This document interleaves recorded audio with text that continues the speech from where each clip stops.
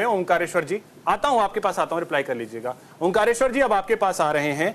ये अचानक से, हालांकि ए के मिश्रा जी ने जो बात कही वो भी अपनी जगह तथ्यात्मक चीजें सही है, वही सही है, लेकिन वो भी नहीं, वही सही है। नहीं, लेकिन मिश्रा जी इसमें सवाल ये तो जरूर उठेंगे ना कि अचानक से ऐसा क्या होने लगा कि नेता खुल करके बोलने लगे? नहीं, अचानक से इसलिए ऐसा होने लगा। से पहले तो ये नहीं हो रहा था। जो लोग इंटरनल डेमोक्रेसी की बात करते थे, आप मेरे को बताओ कि आरजेडी में क्यों नहीं बोल रहे हैं, मुझे बताइए ना।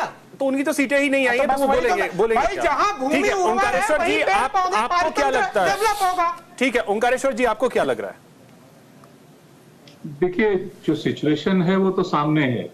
हम चाहे उसको जितना भी डिफेंड कर लें, स्ट्रांगली डिफेंड कर लें, ये बात सही है कि जो पार्टी विद द डिफरेंस की बात की जाती थी उसमें इन सब चीजों की गुंजाइश नहीं थी जो हमारे मित्र अभी कह रहे थे कि कांग्रेस में, आरजेडी में, दूसरों से तो ये अपेक्षा थी ही नहीं।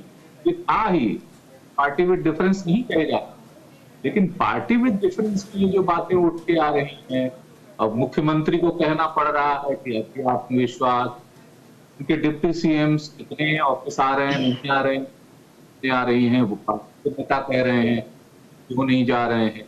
जो आवाजें पार्टी के भीतर से उठ के आ रही हैं और जो दिखाई दे रहा है उसकी वजह से हार हुई है, जबरदस्त हार हुई है। पार्टी के ही कई नेता कहने लग गए कि भाई 7 साल से योगी जी मुख्यमंत्री पद पे हैं और तब वो स्थिति हुई है, ऐसा नहीं होना चाहिए।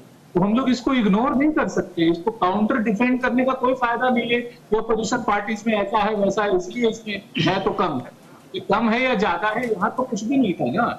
It had been a discipline party, it has been.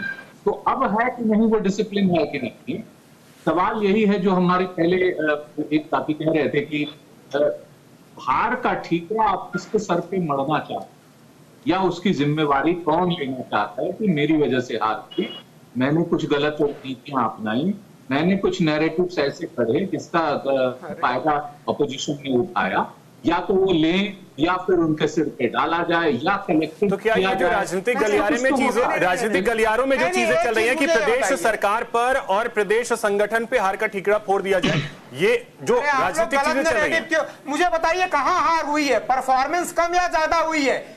हार कहां हुई है? कौन आदमी सिद्ध कर सकता है टेक्निकली कि हार हो गई है? आप कितना हार नहीं, प्रदर्शन कम हुआ है। नहीं, आप वही बोलिए ना, प्रदर्शन कम हुआ, परफॉर्मेंस पुअर हुई, अच्छी हुई, बेस्ट हुई, क्या हुई वो बात। हार कहां हुई? आप लोग हमेशा से, और बीजेपी वाले भी नहीं, अरे कहां हार हुई है मुझे बताइए ना। नहीं, कितनी लोकसभा परफॉर्मेंस कम प्रदेश में और कितनी में बच गई इस बार? नहीं तो वो हार हो गई, नहीं कहेंगे। अरे साहब मेरी बात सुनिए, परफॉर्मेंस पुअर हुई, परफॉर्मेंस हार नहीं, हार हुई होती तो सरकार नहीं बनती केंद्र में। परफॉर्मेंस कम हुई, रत्नाकर भी आपकी आवश्यकता नहीं है, मिश्रा जी पूरा कर ले रहे हैं। नहीं, आवश्यकता की बात नहीं है, ऐसे तो मुझे भी आवश्यकता नहीं। आप मुझे बताइए, हार गई तो सरकार कैसे बन गई सर? अगर समाजवादी पार्टी जीती है यूपी में तो अकेले समाजवादी पार्टी प्रधानमंत्री क्यों नहीं बन रहे हैं? पार्लियामेंट्री पार्टी नहीं, समाजवादी पार्टी यूपी में जीती है तो जाके केंद्र में सरकार क्यों नहीं बना रही है 35 लोगों को लेके? अगर ये हार गए, समाजवादी पार्टी जीत गई, तो अखिलेश भैया ने शपथ क्यों नहीं लिया? सुन लीजिए, एरोगेंट तरीका है सर पांडे जी, एरोगेंस की बात, please do correct your concept and word.